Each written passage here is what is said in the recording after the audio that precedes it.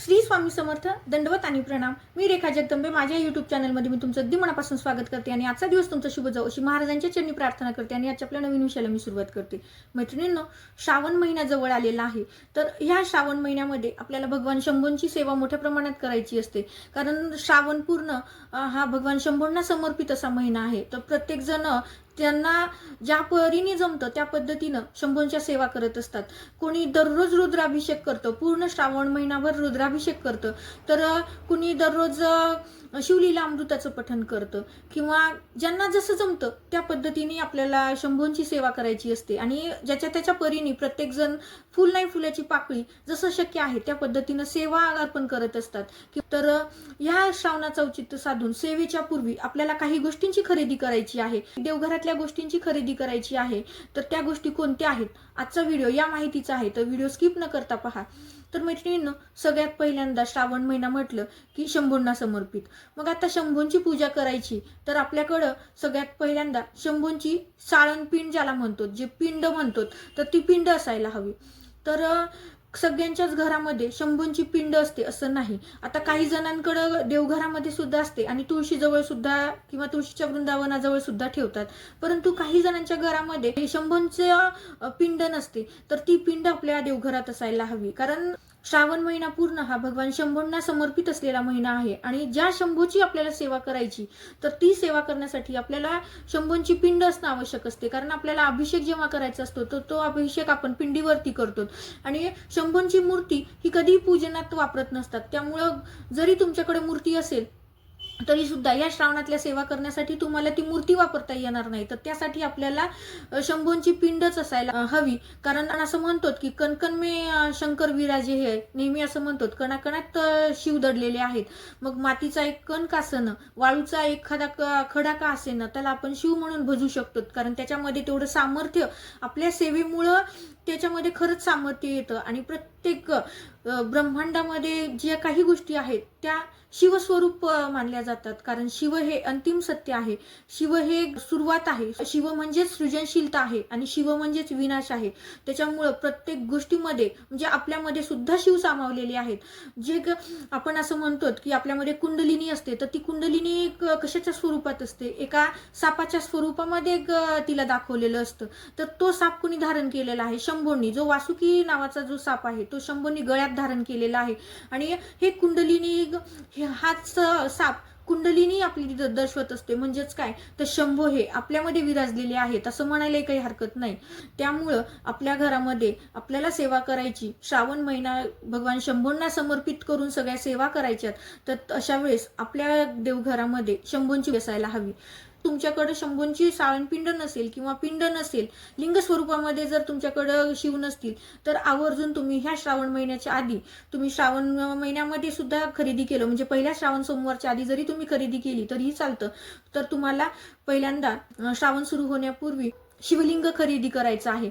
त्यानंतर जर शिवलिंग तुमच्याकडे असेल तर दुसरी वस्तू कोणती खरेदी करायची, जर तुमच्याकडे रुद्रयंत्र नसेल तर तुम्हाला रुद्रयंत्राची खरेदी करायची. आता रुद्रयंत्र काय आहे, ह्या यंत्रावरती आपल्याला शंभूंच्या सेवा करता येतात. भले तुमच्याकडे तुम्हाला शिवलिंगावरती सेवा करायच्या नाहीत, त्याची स्थापना देवघरात आहे, तो उचलून तुम्हाला घ्यायचा नाही, किंवा तुळशी वृंदावनाच्या जवळचा सुद्धा शिव तुम्हाला आणून पूजायचा नाही, तर अशा वेळेस तुम्ही रुद्रयंत्रावरती सगळ्या शंभूच्या सेवा केल्या तरीही चालतं. आपण रुद्राभिषेक करणं, साधा अभिषेक करणं, मग जल अभिषेक करा असो की तो पंचामृताचा अभिषेक असो, शिवलिंग असलं तरी किंवा नसला तरी रुद्रयंत्रावरती जरी अभिषेक केला तरीही चालतो. आणि ह्या रुद्रयंत्रावरती जो अभिषेक आपण करतो तर त्यातून जे तयार झालेलं तीर्थ असते ते एवढं प्रभावी तीर्थ आहे की या तीर्थामुळे म्हणजे असं म्हणतात की बऱ्याचशा आजारावरती टॉनिक म्हणून हे तीर्थ वापरलं जातं.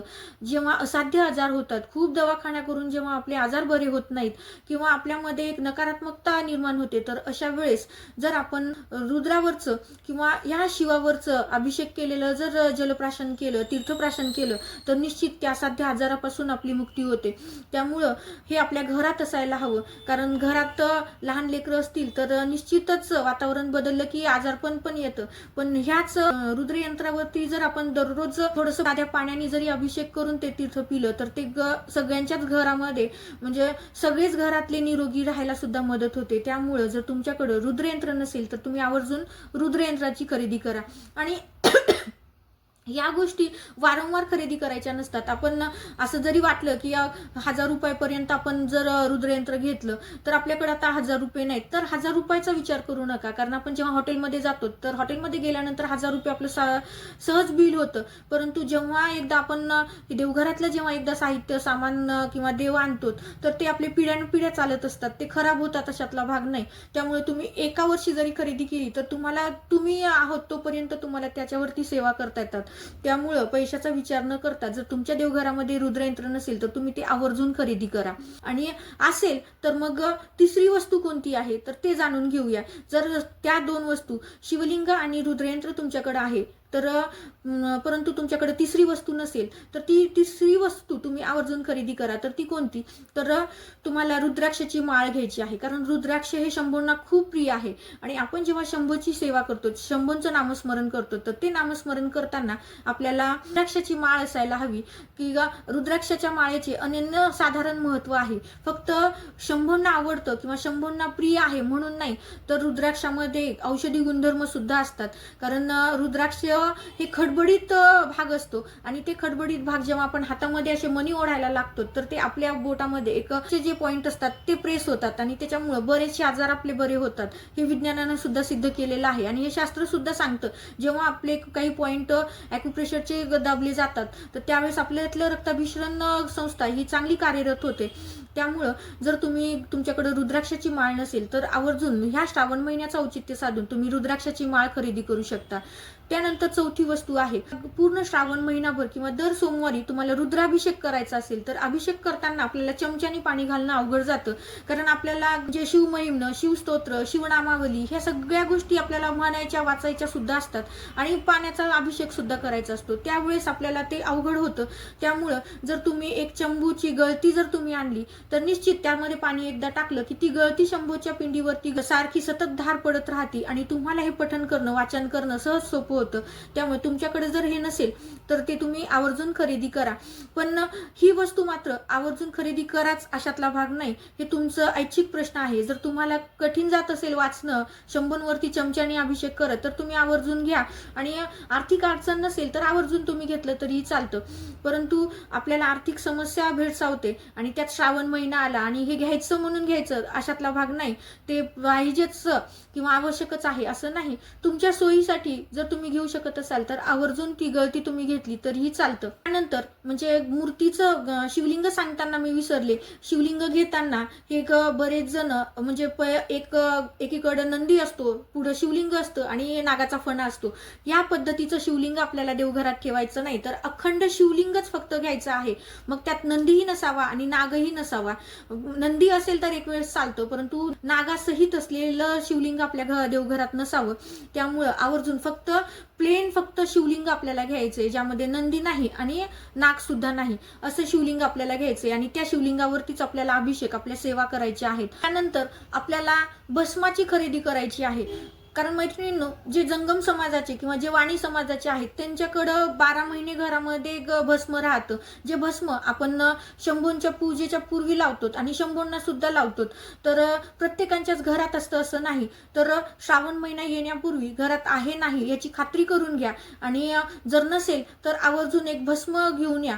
कारण श्रावण महिना शंभूंना समर्पित आहे आणि शंभूंना ज्या गोष्टी प्रिय आहेत त्या गोष्टी आवर्जून आपल्या घरात असायला हव्यात. आता प्रत्येकाच्याच घरात भस्म राहतं असं नाही, कारण श्रावण महिना आलं की आपल्याला भस्म आठवतं. जेव्हा आपण पूजेला बसतो त्यावेळी आपल्याला भस्म लागतं, त्यावेळेस आपल्याला भस्म आठवतं. तर त्यामुळं जर घरात आहे का नाही हे खात्री करून घ्या आणि नसेल तर आवर्जून श्रावण महिन्याच्या पूर्वी तुम्ही त्या भस्माची खरेदी करा. त्यासोबतच जर तुमच्या घरामध्ये चंदन नसेल तर तुम्ही ते चंदन पावडर, मग ओलं चंदन असो किंवा कोरडं चंदन असो, दोन्हीपैकी कुठलंही चंदन आणलं तरीही चालतं. कारण शंभूंना चंदन सुद्धा प्रिय आहे आणि शंभूंनी हलाहल विष प्राशन केल्यामुळं त्यांच्या अंगाची दाह होते आणि त्यामुळे त्यांना चंदन लावल्या जातं की जेणेकरून त्यांच्या अंगाची दाह कमी व्हावी, म्हणून आपण चंदन वापरतो. तर जर तुमच्याकडे चंदन नसेल तर आवर्जून श्रावण महिना येण्यापूर्वी तुम्ही चंदनाची सुद्धा खरेदी करा. मग ते ओलं चंदन असो किंवा कोरडं चंदन असो. ह्या साध्या सोप्याच गोष्टी आहेत. तर ह्या आपल्याला शंभूंसाठी खास खरेदी करायच्या आहेत. बाकी पूजेचं साहित्य वेगळं आपल्याला बरंचसं लागतं, ते आता प्रत्येक जण आपापल्या परीने त्याची खरेदी करत असतं. परंतु ह्या गोष्टी मात्र श्रावणामध्ये आवश्यकच आहेत. यातली सगळ्यात महत्वाची गोष्ट म्हणजे शिवलिंग नसेल तर आवर्जून खरेदी करा. बाकी सगळ्या गोष्टी नसल्या तरीही चालतील, परंतु शिवलिंग असेल तर फक्त जलाभिषेक का होईना आपण केला तरी सुद्धा आपली खूप मोठी सेवा शंभूंच्या प्रती होणार आहे. त्यामुळे मैत्रिणींनो, साध्या सोप्याच गोष्टी आहेत. जर नसतील तुमच्याकडे तर खरेदी करा, असतील तर ज्या नाहीत त्या खरेदी करा. दिलेली माहिती साधी सोपीच आहे, पण मला ती तुमच्याशी शेअर करावीशी वाटते. आवडली असेल तर लाईक करा, शेअर करा. आपल्या चॅनलवरती नवीन असाल तर चॅनलला सबस्क्राईब करायला मात्र विसरू नका. श्री स्वामी समर्थ. दंडवत आणि प्रणाम.